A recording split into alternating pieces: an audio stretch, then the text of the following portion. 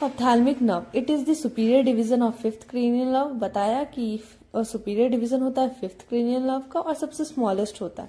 It leaves the cranium, ये leave करता है क्रेनियम को और एंटर करता है ऑर्बिट। ऑर्बिट में एंटर करता किसके थ्रू? तो सुपीरियर ऑर्बिटल फिशर के थ्रू।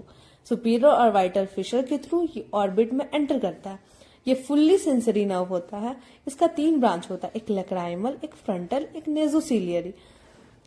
लैक्राइमल जो होता है सबसे स्मॉलेस्ट होता है और सप्लाई करता है लैक्राइमल ग्लैंड को और कंजक्टिवा को। फ्रंटल नर्व जो होता है ये सबसे लार्जेस्ट होता है और कंटिन्यूएशन ऑफ ऑप्थैल्मिक डिवीजन होता है। नेजोसिलियरी जो होता है उसका भी 4 ब्रांच होता है, anterior ethmoidal nerve, posterior ethmoidal nerve, long ciliary nerve and infratrochlear nerve, और it is intermediate in size. Ophthalmic nerve जो होता है वो सेंसरी नर्व होता है। ठीक है, हम लोग पढ़े हैं कि ऑप्थैल्मिक नर्व और मैक्सिलरी नर्व जो होता है वो सेंसरी होता है। ठीक है, अब ट्राइजेमाइलियन नर्व जो होता है उससे 3 ब्रांच निकलता है। ठीक है, कौन कौन सा? पहला तो ऑप्थैल्मिक, फिर मैक्सिलरी, फिर मैंडिबुलर।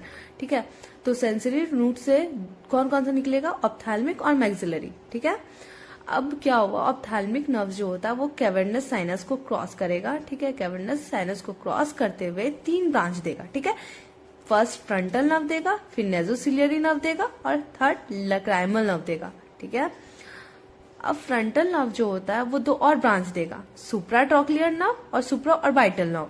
नेजोसिलियरी जो होता है वो 4 देगा, एंटीरियर एथोमोइडल, पोस्टीरियर एथोमोइडल। एंटीरियर पोस्टीरियर एथोमोइडल याद हो जाएगा, लॉन्ग सिलियरी नेम से ही याद हो जाएगा। नेजोसिलियरी है तो लॉन्ग सिलियरी याद कर लेना। इंफ्राट्रॉक्लियर।